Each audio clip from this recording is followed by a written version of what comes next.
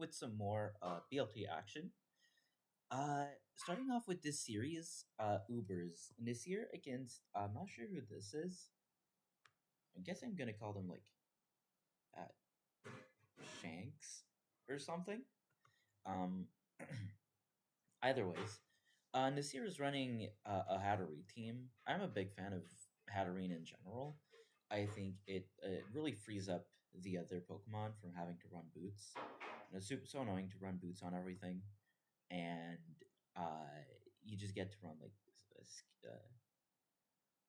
Scale Shot Koraidon, Scarfogard, and the Eternatus. It can be like it can be a lot of things. It can be Citrus if you want it to be defensive. You might want it to be defensive on this, or you can have it offensive too. That might work too because you're already running Tinglu Hat. Necrozma still has like good defensive utility, and so do Kyogre and Koraidon. To be fair, as for Shanks, they are running what appears to be Groudon spikes. So I think this team probably gonna be pretty good against Nasir, mostly because Groudon is the only spike setter that really threatens Hatterene. So if you're running Groudon spikes, the weak point of the team is going to be the Terapagos, because it doesn't heal that well, and it probably can't hit the Hatterene unless it's running the attack Terra Starstorm.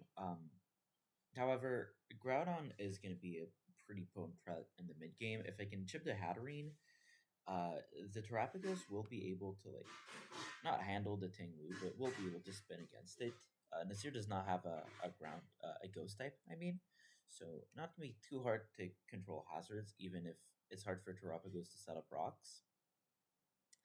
And then the rest of the team looks pretty normal. The RCS Fairy is gonna be quite nice if it does have a way to hit the Necrozma. The Necrozma actually, if you try to go too aggressive with Groudon, it is possible to lose to Necrozma, but the Ho-Oh is there too. Yeah. As for the other Pokemon, I think this Kyogre, the Ice Beam, uh, it could be pretty potent, but with some good pivoting, you could easily maneuver around it. Um, Honestly, I quite like both of these teams. I think they're good picks as far as balance goes. As for leads, I'm expecting a Groudon lead into like a Kyogre, but you probably don't want to lead Groudon actually because the Kyogre lead feels pretty obvious. So maybe like Necrozma or something. Yeah, Arceus Fairy into Ogre. That makes sense. Arceus Fairy is also very good into the Crydon lead, while Necrozma is not. However, it's going to be forced out here. Right into the Eternative. So that makes sense. And let's see if Nasir can capitalize on this. Not really. Uh, at least, Nasir does have like options to pivot around this Eternatus depending on what it is. Go straight into. Okay, so the fact that it's. Yeah. I think that makes sense, right? Because you're running Terapagos, Groudon. This Eternatus probably boots defensive, and it's probably running Toxic and or Toxic Spikes. Probably does not have Sludge Bomb. So good play by Nasir here to go straight into the hat. Not even trying to scout for anything. And so here, I guess Nasir now, if it is Toxic Sludge Bomb, you always want to scout for it. You don't want to just lose your Hattering because then you just lose. And going Groudon just makes a lot of sense. Going Tinglu, I guess, yeah, probably just checking the Eternatus. Because otherwise, why not just click? Because obviously Tinglu Groudon is not great for Tinglu because you can get burned. You'd rather just go into the hat. Will take a lot of damage, but you can't split here. You don't want to be too low with your Hatterene because now it's at 92. That's a 2-hit KO. I think that might be a rule, but pretty sure this is a 2-hit KO. Pivots into Ogre. I mean, that just makes a lot of sense. Kyogre. On this team, yeah, it is leftovers because you don't have to run boots. It could have been scarfed or something as well because you also do need some sort of speed, but it does calculate the Eternatus. However, unless you paralyze this, you're not really fighting it 1v1. So let's see, just goes for beams. Unless you wanna just let it get poisoned. Necrozma makes a lot more sense in Mo because um, there's rain and obviously can't be poisoned. So Necrozma probably, unless it gets like burned by a flamethrower, it completely walls the Eternatus. But this Groudon, now this is scary because it can two-shot the hat, and if it starts getting hazards, I'm guessing nothing on this team has boots, so it could get ugly real quick. Let's see. Ooh, dodges the blade. That's really bad. That would have been huge for Shanks. Oh, be right back. And we're back. So yeah, this miss is really bad for Shanks because I mean it's not the end of the world. You can still play this, but it would have been huge because if you two shot the hat, you're just in a great spot. Goes for it again. 43, bit of a worse roll than last time, but now that the Groudon is low, I mean, I guess that makes it harder to split, right? Um, gonna try to go for the trade. I think if you're Nasir, you're kind of fine with this trade because, yeah, you are letting your Hatterene die, but the Groudon is so low, it probably will not be getting spikes up. You will have to deal with rocks, but that's, compared to spikes, that's nothing. You're completely fine with just playing with spikes. Pretty logical sequence here. Nasir, the fact that he got so much chip on Groudon is also very good for the Necrozma. Oh, just goes for the Steel Strike, and it is Will-O-Wisp, I think. Maybe you should have scouted for that. Let's see. Yeah, the timer does not appear. Pretty curious about this because I feel like, this is your win condition. This is like the guy on your team. Unless, actually, no. You can chip this, and then Koraidon becomes the win con. So now Koraidon is the win con. Uh, oh, just just knocks the ho, I guess. Um, yeah, I mean the Tinglu will be able to just get up hazards, but at least Terrapagos is pretty threatening. Um, well, not threatening, but it will be able to spin. Just goes hard into the Terrapagos here, probably expecting. I don't know why you would do that. Maybe because I mean you're gonna have to go Eternatus at some point if you don't want your RCs being poisoned. The Groudon is basically dead anyways, and I don't think I don't know if the Groudon would be boots with Terrapagos because now you broke your shell and you are rapid spinning, but like this Eternamax this not Eternamax this Eternatus, I think it doesn't mind, like you're just losing your Terrapagos and it can just set up T spikes again and again. Maybe Shanks is trying to get back Arceus on Dynamax Cannon. That would make a lot of sense. Yeah, I'm gonna go for rocks, but you were always gonna get your rocks up eventually. And now Eternatus is probably taking. No, it doesn't take Dynamax Cannon. Uh, Eternatus here on. I feel like Ting Lu might have put you in a better position because even though it does get toxic, getting rocks up against the Ho-Oh, and if you can just have like one Terra Ghost that can somehow muscle its way past Terrapagos. Maybe the Tinglu's Terra Ghost, that might have been a play as well. Um, yeah, but now that's the issue with Necrozma too, is that yeah, it does beat Eternatus, but it lets in Groudon. And now Groudon is getting into other spikes, and that'll just chip everything, or it can just attack. Just attacking makes a lot of sense too, because you don't really. Okay, now it just goes for the spikes. Um, and I will just come back in later the Eternatus just fully walls this Kyogre. So if Nasir can get rocks up, this is still pretty fine. But he has to find some way to not let the Terrapago spin.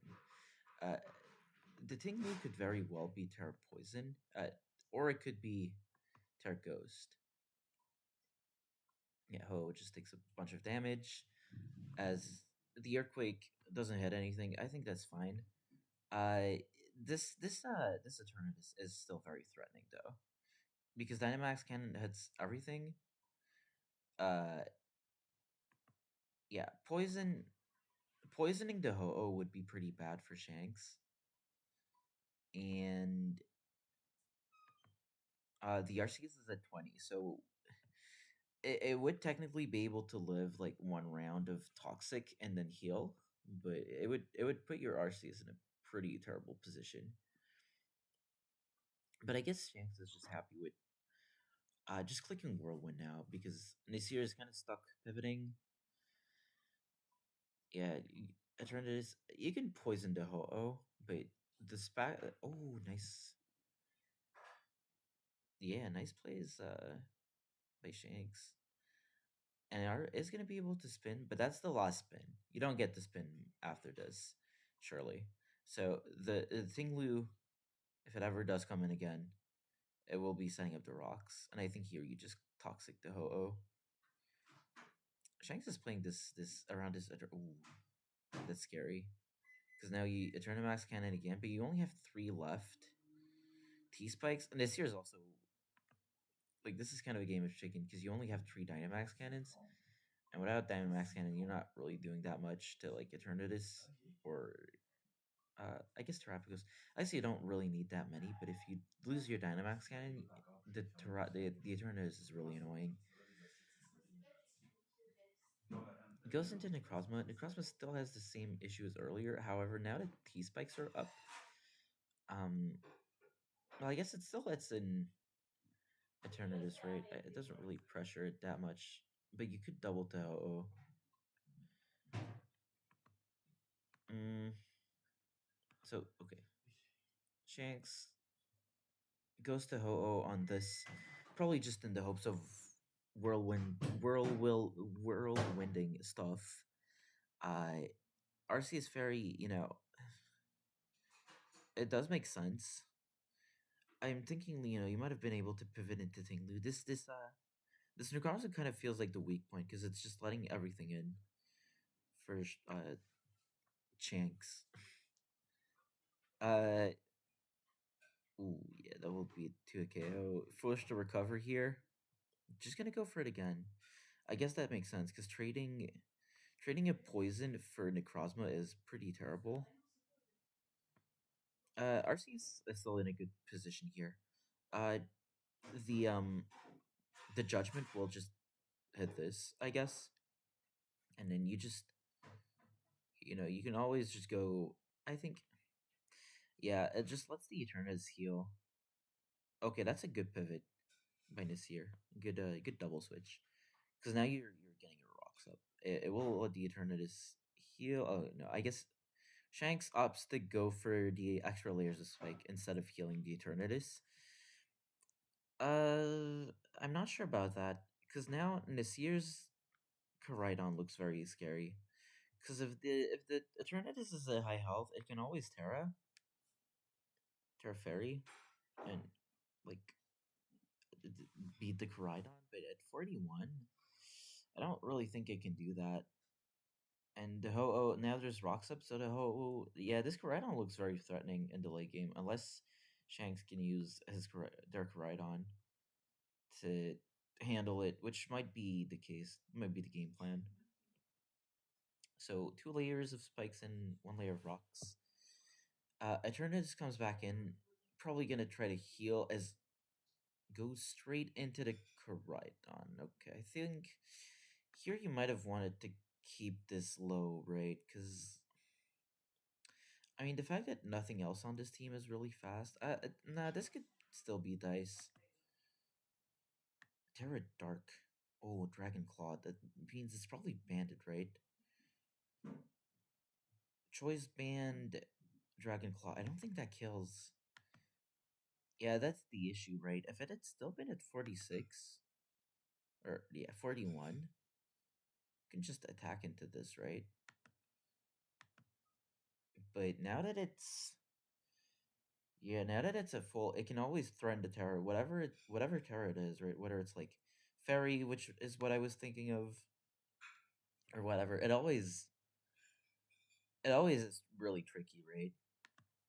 So I mean, now this year just does not have a win condition because the Eternatus it only has three Dynamax cannons, so I don't.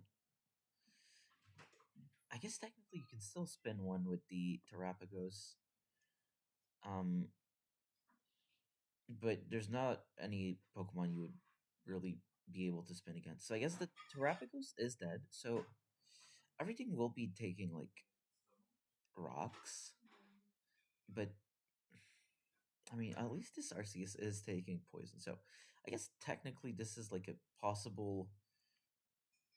Not really, because with two layers of spikes and one layer of rock, this year does not really have the the tools required to win this, right?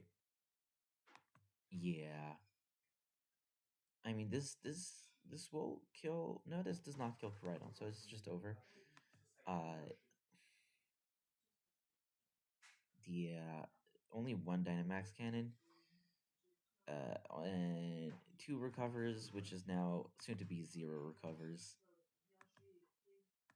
Yeah, I guess I think this year had a win pack with the Koraidon. Just had to like I think if they the position way earlier than this. Oh, I think it was this. Yeah, this. So here Koraidon is facing no. Uh this guy is facing Eternus. I think if you just call Mind here and you just try to force the trade, the Koraidon can win after that. But now without the chip, the Eternatus can just shred. If you had taken the trade here, I think this Koraidon could have just won without too much hassle. That's what I'm thinking, but I could very well be wrong on this. Yeah. Kind of hard to say, right? Because you would no longer have ogre, but the ogre is dying to all the hazards anyways. You might as well just trade it for health on the Eternus, which is like the only turret that can potentially stop Rhydon. Because at this point, the RCS is still low, the Ho-Oh is still very low. Koraidon is high, but it will die in one hit, and its Terra options are not as good. I guess maybe you want to keep your Kyogre for opposing Koraidon, but yeah. Anyways, well played from both players. Uh, I will see you guys for the next game. One sec. Okay, so more gaming between Taka and ETJX. So ETJX is running. I think I ran something extremely similar to this in TLT. So it's a it's a pretty standard. No, it wasn't exactly this. I had a Keldeo instead of a Mandibuzz, so this version is a bit bulkier. This kind of team loses to Arcanine. That's one thing I have jotted down in my memory, but we don't have an Arcanine here. Instead, we have a Gallade. Gallade doesn't look that good here because there's a Dirge and a Mandy and a Skarm, and it's not great at switching into Weavile. It doesn't look that good. The Weavile in this game. What does look pretty good potentially is this Hydreigon. Uh, if it is sub, it can sub on the Claude or the Mandy, and if it's Terra Steel, it can beat. But if it Terra Steals, then the Skeldridge might beat it if it also Terras. So that's something to keep in mind in this matchup. As for yeah, I feel like Taka does not really switch into Weavile that well. The switch in is Fez, but then Fez, I guess Fez can just U-turn. But if ETJX can find a way to layer on the hazards, Donphan is not lasting forever, and you can probably handle this Thunderous quite well. So let's see how this goes. I think if you're ETJX, you can lead with I think you might want to lead with Claude, expecting Fez. Am I right? Claude, expecting Thunders. That makes a lot of sense. And here you just want to toxic the Donphan. That makes a lot of sense because the only really toxic switch in is Metagross. Metagross is not that great at switching into Claude. If it, I mean, you can. I don't really know if this guy will really do that much progress against Mandibuzz and Skeletridge, but you could always try it. Um, but the obvious click here also could be Spikes. You don't want to let like you don't want to let Spikes get too out of control because this Fez is almost certainly getting knocked at some point. So Toxic on the Donphan makes a lot of sense. ETGX's team is probably like super boost heavy except for Lottie, so no real sense in like uh rushing to. I mean, it's what am I trying to say here? It probably has more longevity than the Donphan, and it probably also has like more chance of getting like knocks on stuff. Basically, what I'm trying to say is it's more resilient than Taka's team. Uh, this Mandy, I don't know if it has default on this type of team. Potential to knock this. Okay, so just it's helmet. So I mean that means that the Claude can just set up spikes, right? As Gillade does come in on a toxic, that's a good play by TJX. Doesn't go for the obvious spikes here, because the Skarmory could, come in on spin, and then the Donphan is taking massive damage. So it makes sense that Taka does not want to go straight into the Donphan, opts to go for the Gallade instead. But the Gallade, as I said earlier, it doesn't look like it's clicking that much. Good pivot, gonna try to catch either Skarm or Mandy. And ETGX is probably gonna go right back into Clodsire. It does get knocked, so but there's no spikes, so not really. Good on Taka here to double to Hydreigon because you're always gonna go like Skarm or maybe Mandibuzz, but let's see what this Hydreigon is, as it's not taking any entry casters, and yeah, the fact that so Taka makes a good play here. I think that means that this Hydreigon probably is not Specs or anything like that. It is probably what I thought earlier, which is it could be Scarf, I guess. I was thinking the Metagross is Scarf and the Hydreigon is probably Sub. Anyways, Taka recognizes that if he tries to Dark Balls the Skarm and the Skarm attacks, it could do a lot of damage with Body Press. So instead, just goes Thunderous.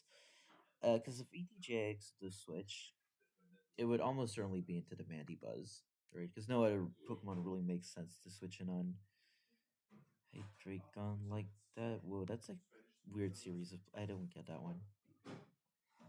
So here, I'd be if I were Taka, I would just no. I guess that Taka just really figures out that the Cloud is just so obvious that you might as well double to it. It's a really good play because if ETJX just like stupid clicks I guess you never try to toxic here, right? That'd be really head ass. So going Hydreigon, and now you get the sub. Oh no, back into Metagross. I guess maybe it's not sub. Yeah, so this is Scarf trick. That makes sense. So the Skarm is tricked now. I'm not sure if that really helps the Gallade because the Gallade is still tasked with beating a Mandibuzz and Skeletor just still here. Good play by TJX. Yeah, I guess I'm surprised that Taka did not just like attack. Because what is this Skarmory doing? You don't know, right? But I guess the Thunderous is never like that bad of a switch in. But then you'd have to do the same like Clodsire shenanigans again. As a really good play. Like these plays are happening like so fast.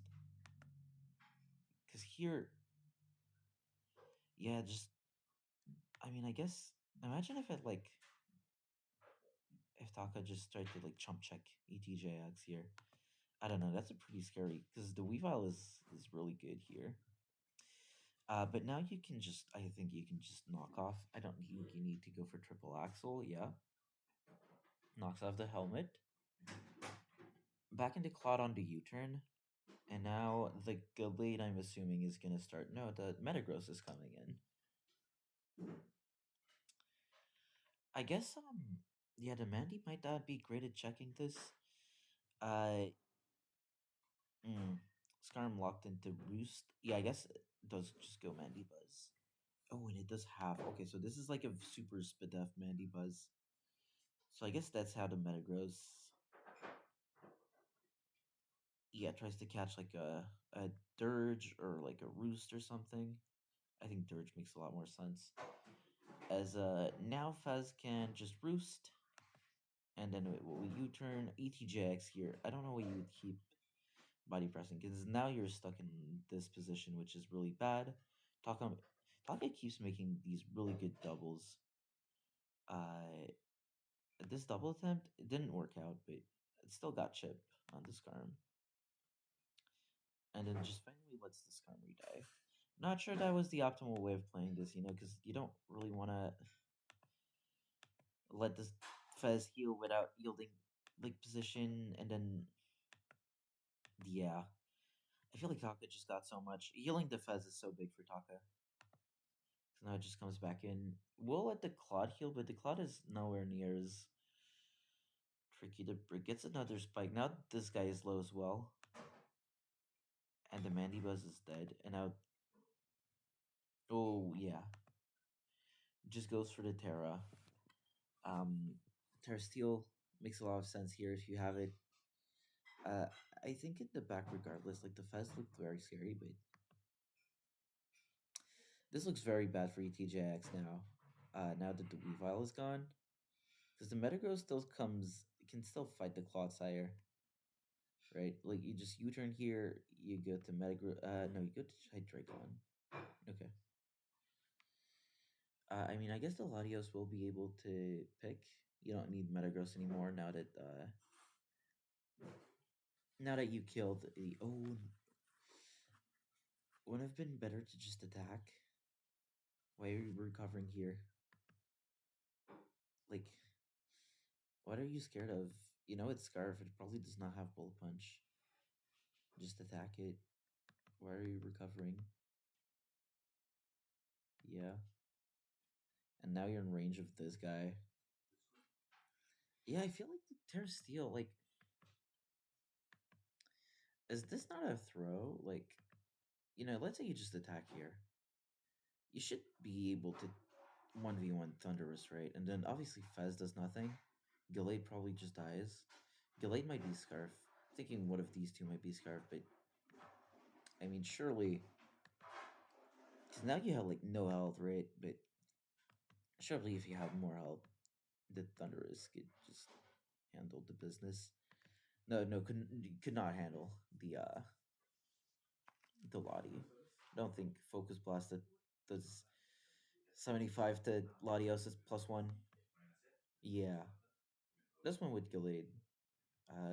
But yeah, nice plays by Taka. Very good doubles. I think Ichijax played the midsection pretty weird, but made some very good plays at the start, and at the end he almost won it. I think without the sacking of Lottie, it might have been potential. I don't know if this is like scarfed.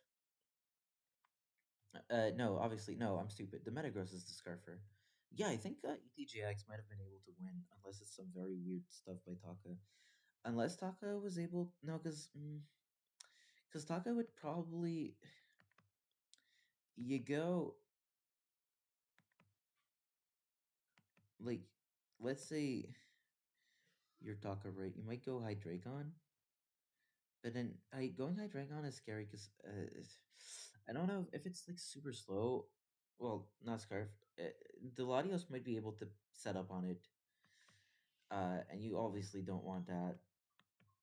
Yeah, it still would have been in balance because if you have a Draco, the Hydreigon, the Gallade does take a hit, but hard to say, right? Mm. I think that's all I have to say for this game. Pretty interesting game, honestly. On to the next one. So we have. I still don't know how to pronounce this guy's name. I'm just gonna keep calling him Gugwe and Sulfura. Um, I'm honestly almost considering doing this one in French. pour Sulfura, juste pour qu'il puisse entendre ce que j'ai à dire. But I'll be fair for this week and Sulfura, si tu regardes, envoie-moi un message. Je vais regarder ta game en français la semaine prochaine si tu veux. Anyways, Sun against some pretty cool looking team from Sulfura with the Reggie Draco, the like double Dragon Core, and a Cleavor, which might be Scarf Cleavor on this type of build, or it could just be like a lead Cleavor. This is a pretty this could be like balanced, but it could also be something surprising. Whereas this is just I will switch POVs, not only because I like Surfera as a player, because they French speakers francophone, but because whenever I watch Sun games, I always watch it from the perspective of the balance players, as I said in my last video. So I think Surfera always leads with the Cleavor. However, no, actually, I think you just lead with Cleavor. Even the Fortress, like you will be trading rocks. Yeah, probably Scarf. Uh, the Noivern should be Ruse, not Ruse, Defog, and we'll just allow the Fortress to Jarble. I think that's fine. Unless Gugoi goes for rocks again. Oh, good play. Um, Sub here, but the Ninetale is just gonna Encore, so you don't really generate that good of a position. Unless you want to PP stall the Encores. Actually, that's smart by Sulfera. He's just gonna try to PP stall the Encores, right? No, he doesn't. Okay. Because I thought, like, you might be expecting this sequence to happen again later. So you're just gonna take one for the team, right? And try to PP stall the Encores, because probably thinking like once you've PP stalled enough Encores, you're good to go, right? I guess, yeah, because now this weekend is getting two shot by Villain, and you're losing your water against the Sun. I don't know about that. I feel like, if you just PP stall, yeah, you're protecting, but nothing on this team as other than Necrozma as a setup mon. I think Jirachi should be able or Cleaver can handle Necrozma, but now this Suicune, it is, yeah, stuck in this awkward position against Necrozma and the Sun, which is kind of what I was saying could happen here, right? That the only setup mon was the Necrozma. So I guess even if I think switching out might have been like a good play on the Encore, I think just staying in might have been better long term. Because this position was really unfortunate for Sulfura. And also in the future, you're just going to be scared of Encore again. Whereas if you had like PP stall, if you get a second protect, suddenly Ninetales is really like cannot PP stall you ever again if you protect. This Necrozma goes for CM, that makes sense. And then this Drachi, it just goes for the Encore on the Entei. But now that this Suicune is at 38, it will just die to Sacred Fire. And you do get to Defog. I think this Entei's CB does just fish for the burn and leaves. Reggie Drago does get a kill, right? But I think this might be a little. Oh, it's Specs. That's interesting. Yeah, because now suddenly, like, I feel like you just lost the two fire type resistances very early on, and like Suicune and Reggie Drago are pretty solid against this. I think if they had been positioned just a tad better, like let's say at the beginning of the game, instead of going to Noivern, you just go directly to the Reggie Draco, and you just start clicking.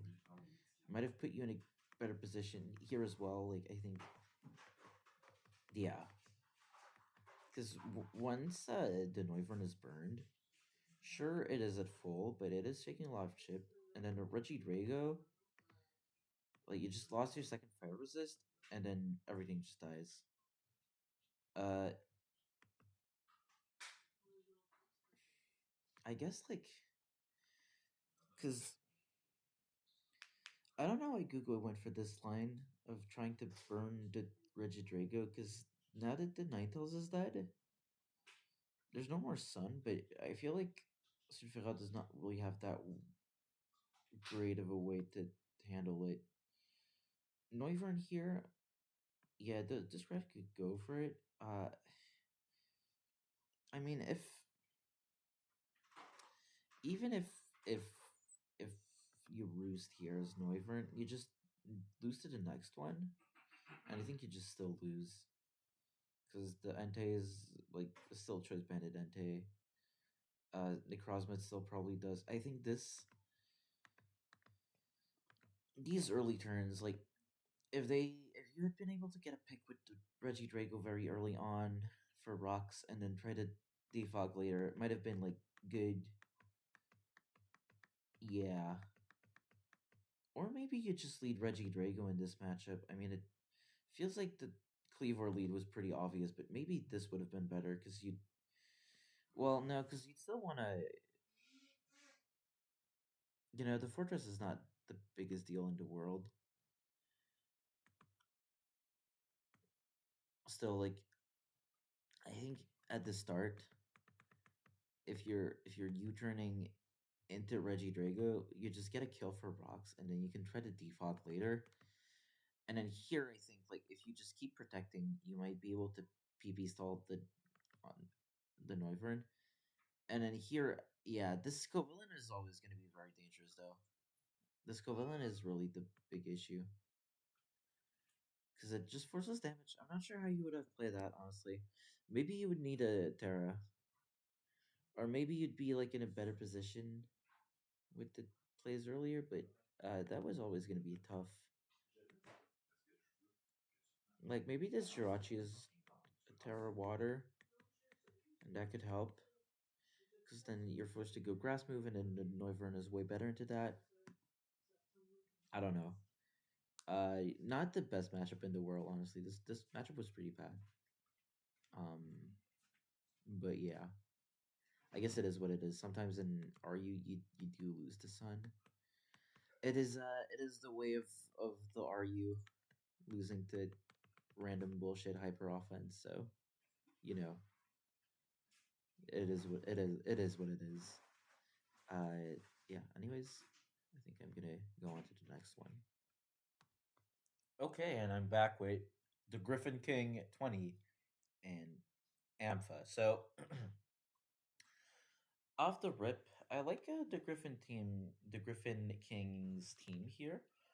Though it is maybe a bit slow. Flygon is like the only fast-ish Pokemon, but the rest of these guys are pretty slow.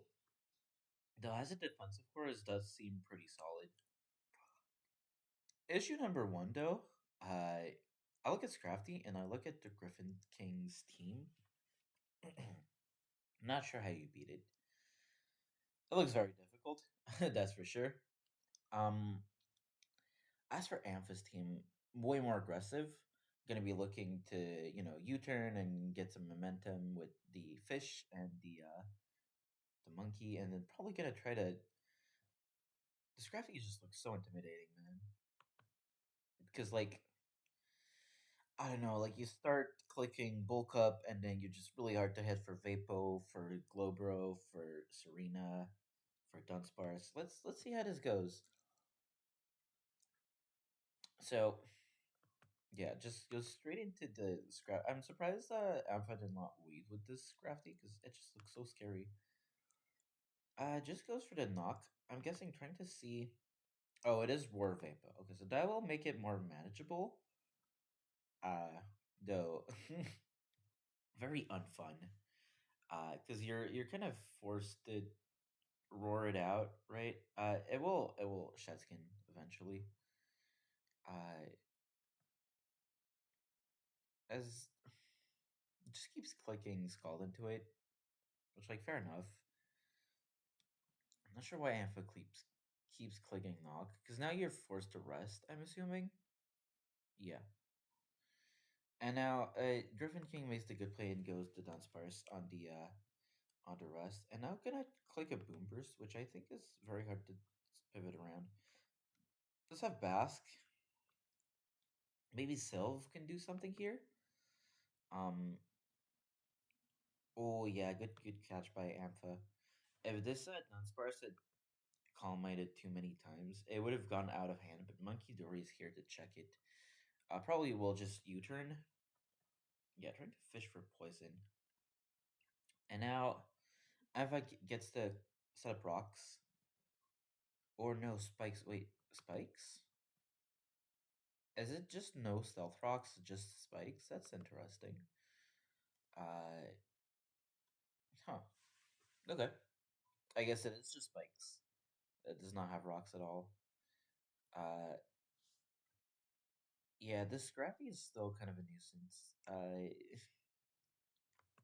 Yeah. Let's see how this fight even, because now the Vapo is stuck at low health. It probably can heal here. Yeah. Okay, well now it is stuck at 50. And whenever this I think if the Scrafty attacks, it can just two shot it from this range with spikes. Gets the poison on Flygon, not that big of a deal. Gligar probably is just gonna get another layer here, and then Serena just gets knocked. I'm kind of. I feel like whatever is going on right now, you're just delaying this Scrafty. I'm thinking really hard on how like the Griffin King can do anything against the Scrafty, because feels like they're just stuck like in this blender, and then whenever the blender ends is just whenever Ampha, that's beside the fact that the answer is Vapo, but Vapo cannot check Scrafty if it's the last Pokemon alive, because you can't roar it out, obviously. So Ampha probably just gonna be very aggressive here, right? Try to like muscle past everything, but if the Griffin King, ever trades with the other Pokemon, you're still not in a great spot. Okay, so the Dunsparce Terra is gonna be the the savior here against Crafty. I guess wait. This guy also is very threatening. At +1, it is still slower than Monkey Dory. But you do have to play a bit of a game of chicken here. Uh I don't think this will kill Basque. Yeah. And then Wave Crash. I'm gonna think Ampha is probably, oh no, it just goes for Jet. And now we're back to, okay, so it looked pretty decent for the Griffin King here. Because the Dunsparce looked like it might do something, but the fact that it's just traded with Basque. And now we're just back to losing to Scrafty. And I'm not sure how that's possible to fix. Yeah, because whatever damage you're trading, you're just delaying the yeah.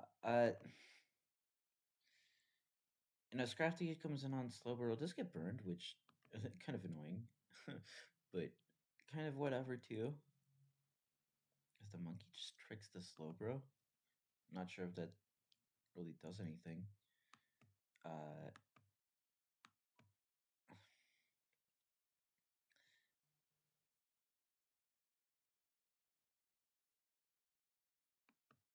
hmm. Because the Scrafty being burned, like I feel like it's just delaying the very the Scrafty endgame just always looks terrible for the Griffin King. It's kind of just all I can think about when I'm watching this.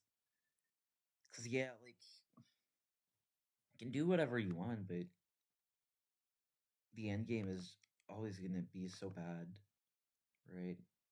The Sylveon can just wish and then protect. Oh, this is Calm Mind. Oh, I guess it doesn't even need to go for the Scrafty angle. You can just, you don't even need the Tyrant to Scrafty. You might as well just Tyrant to Sylveon, like right now. Or no, just wait it out. Yeah, Ampha just feels like they have all the room in the world here to maneuver. It's not really the Griffin King's fault. I think this matchup was really bad. um, Ampha, like, this matchup is just really bad, and Ampha is just far too good of a player to be losing like this bad of a matchup. Just made like, you know, Ampha would just kind of have to like be playing like uncharacteristically bad to lose this. Uh, yeah, it's just a case of like a matchup really being bad against like an opponent that is like far too skilled to be losing to like a matchup this bad. I don't even know what to say. Like, does any of this even matter? Even if this Serena is super fast, it's still not beating Scrafty. It's still not beating Sylveon. Still not. Yeah. Oh, that does a lot though. But I mean, it doesn't do anything anymore. Do you wake up? No, you don't wake up. You can just sack a Pokemon here, and you just go right back to Scrafty, and it's back to this. Uh, I mean, I guess now that it's Terra Poison, you can technically beat it with Flygon, but like, how are you even setting that into position? Yeah, like, I don't know. It feels like Scrafty was so unbelievably difficult for the Griffin King to handle. The the game plan was not really fault, but you kind of had to just play out of your mind to win this, and played pretty well, TGK. But just the Scrafty was always going to be a nightmare. Yeah. Okay. Well, on to the next one. PU. Shown against ASA. Ooh. Grass. Ooh. Grass without Terra Blast. So, I mean, there's a rookie, which is really funny. Uh, I always thought that, but I guess Thwacky is the banned Pokemon, and then you just have you just have Grookey instead of that is pretty funny, honestly. Uh, and with the table, pretty standard looking hyper offense team with like the double dance right on, and then Grassy Seed on the other three guys. This giraffe could be like Trick Room or it could be agility. I'm thinking it's probably agility. As for shown, running a much more normal looking team. With the Milo, if this Milo is Haze, which it might be, because otherwise, Scrafty was legal for this week, I think. So would have been a challenge to beat Scrafty. I think if this was not Haze Milo, so I'm thinking this might be Haze Milo, and if it is, like, pretty pretty good ish chance that they would be able to beat this grassy terrain team. As for the other Pokemon on the team, the Sneasler can always be kind of annoying to deal with, because it is good against Grookey, and it is not the easiest Pokemon in the world to switch against.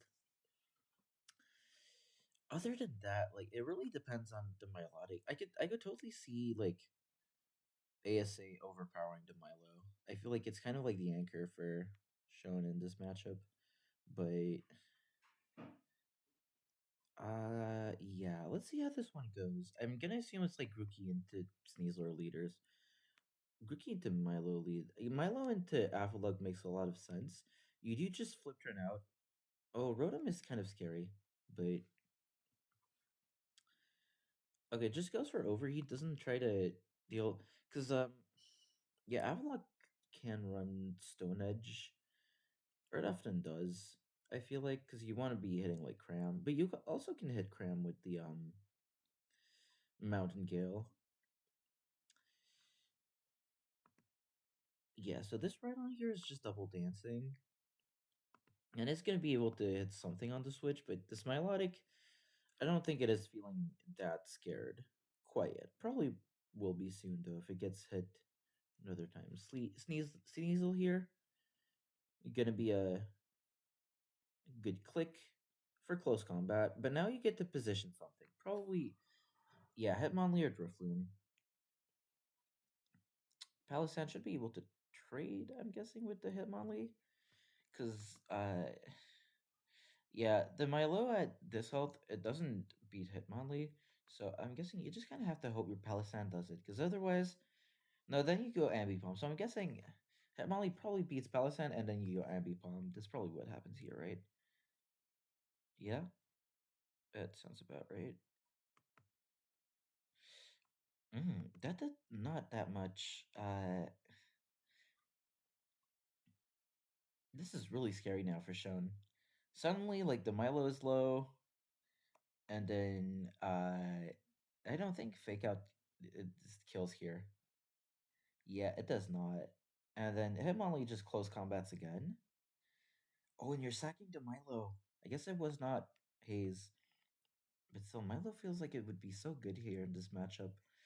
And now it just looks so dangerous. You know, you don't have your Palo, you don't have your Milo. You don't even. Oh no, okay, you do kill this with Terra. I was saying like you might not even kill this. It might be a roll. Uh, but now Drifloon looks kind of dangerous. Ambipom will be able to just kill the Grookey, but yeah, like Giraffe is just very scary because that +1 defense and with grassy terrain recovery, it probably beats this Bombardier 1 versus 1. And because it has the armor tail ability, I'm guessing it will not be taking any damage from. Yeah, I guess you just win here. Yeah, I guess that's just it. Um, if this had been like Haze Milo and like Terra Poison, probably would have been able to just like haze a bunch, but yeah, like got chipped here, and then this guy came in on the sack. I think maybe just clicking close combat into this Hitmonlee would have been a better play, because then at least you would have been able to like trade with the Palisand and then kill with the Abby, and then you'd still have the Milo. But yeah, a good team choice by ASA. Pretty cool cheese, I guess. um, not much else to say. I feel like the Sneasler turn here really killed Shone. Maybe close combat here. You can trade with Palo after and win. Uh, or you have to Terra the Milotic. But this is yeah. I'm guessing the Milotic did like it just had like attacking moves, but hmm, pretty tricky game if I do say so. Look pretty difficult for Shone. Not gonna lie. Anyways, I think that's all I have to say for this one. I'm gonna go find a look up game and be right back. And on to the last one for Tip and Arcanine numbers. So Tip is running Bagon. That's not a great Pokemon. As Arcanine numbers is running a team style, I think is pretty decent. Double electric. Just gets it's basically like Volturn offense, but it's double Volt Switch. And there's not that many good switch into electric Pokemon in the tier, and they can get worn down pretty quickly. And this one is not running. Um, it's running Sandshrew as like maybe the rocks setter. I'm guessing. That's pretty interesting. Because you don't need to run like a ground type, because you're blocking full switch with Chinchou. And then I guess Sandshrew and Chinchou combined are like the Vullaby check. But there is no Vullaby on the RN Pikachu's team. Stunky looks pretty dangerous here.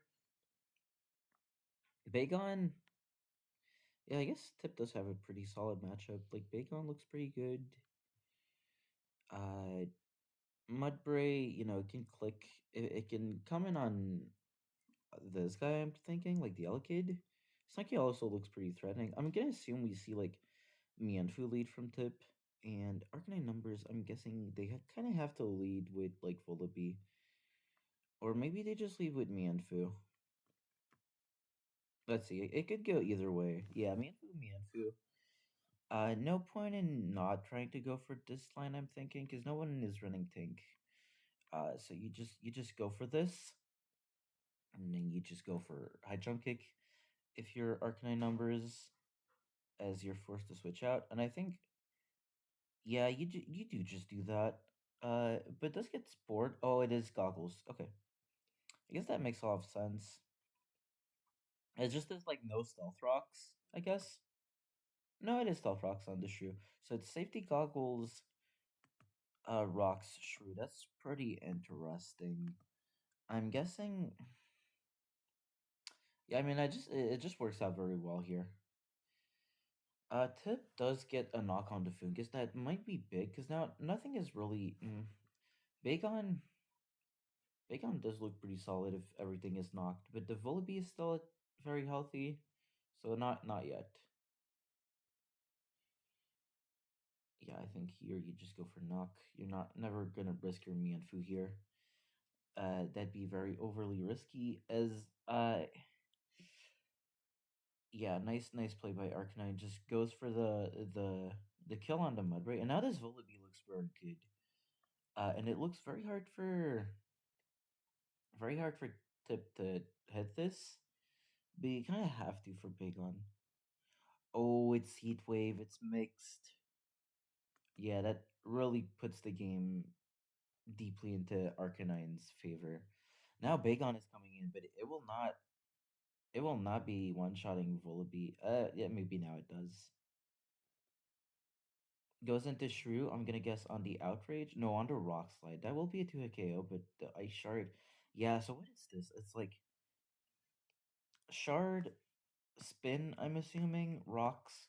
I'm guessing it just does not have Earthquake. I guess you don't need it with double electric, perhaps.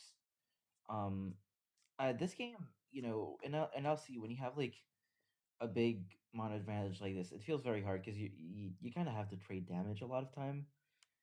Uh, and you just have so much less material as Tip. Forced to play the Sucker Punch mind game here and doesn't get it. So the Volibee will just be killing the Stunky and knocking off the Foo. No, I mean the Foo is already knocked, but yeah, this looks well and yeah, Fungus should just win now. Well, this looks Giga over because you're fighting. I mean, but I guess both of these are poison, but this Mienfu is weak to grass, which is not great. It's also just weak to electric. This Chinchou in the back is also a nightmare. Like, yeah, this is pretty over. I don't think he would ever be losing this. Yeah, pretty. I think the Mudbray kill into the Sandshoe kill, like here it was pretty okay for Tip, and now you lost. Like it went bad real quick. Uh, good good team by Arcanine number. I like the safety goggles, rock shrew. That's really creative, and but with double electric, it makes sense. Allows you to like pack a lot of offense because you're not forced to run like Gothita or like Tank. You're just like you're able to just like fit a lot of support, but like still keep your momentum. Good, good, good, good bring. I like it.